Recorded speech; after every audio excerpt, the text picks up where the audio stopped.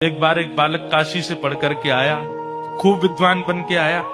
अपने पिताजी के पास आकर के बोला, पिताजी मैं सब कुछ पढ़ के आया हूं, आप जहां से चाहो पूछ लो। तो पिता ने यही पूछा, बताओ बाप के बाप का नाम क्या है? नहीं बता पाया। बोले ये तो नहीं पढ़ाया गुरुजी ने। बोले ढूंढ के आओ कौन है बाप के बाप। बालक ने कल पढ़ा ढूंढने के लिए, तभी 2-3 दिन निकल गए, कहीं से उत्तर नहीं मिला बाप का बाप कौन। तभी एक घर के बाहर गौ माता खड़ी थी, तुलसी का पौधा लगा था। बालक ने सोचा किसी वैष्णव का घर है, 2-3 दिन हो गए कुछ खाया पिया नहीं, यहाँ पे कुछ पा लेता हूँ। उस घर में जैसे ही प्रवेश किया, वो किसी वैष्णव का घर नहीं था, एक वैश्या का घर था।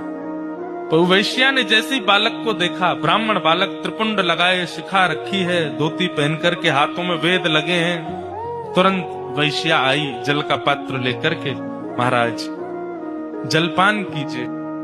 तो ब्राह्मण ने तुरंत जल लिया, पान किया, पान करके बोली, ये घर मुझे लगता है किसी वैष्णव का है, गोबर का चौका लगा है, बाहर गैया है, तुलसी का पौधा है, आप निश्चित ही कोई वैष्णव हैं। वैश्या बोली, वैष्णव का तो नहीं पता मैं हूं कि नहीं, पर मैं एक नगर वैश्या हूं। जैसे ही कहा नगर वैश्या, ब्राह्मण बालक तो तुरंत बाहर गया, वमन करने लगा, अपने पेट में हाथ लगाने लगा, पानी निकालने लगा बाहर। वैश्या बोली, क्या कर रहे हैं आप?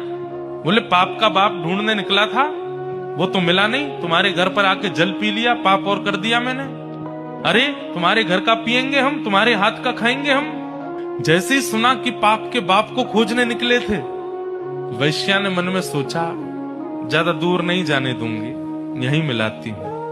अब भगवान जल पी ही लिया है आपने, पाप तो हो ही गया आपसे, अब तो आपको जाना पड़ेगा, नदी स्नान करनी पड़ेगी, जनेऊ बदलनी पड़ेगी, पंचगव्य पान करना पड़ेगा, तभी आप शुद्ध हो गए।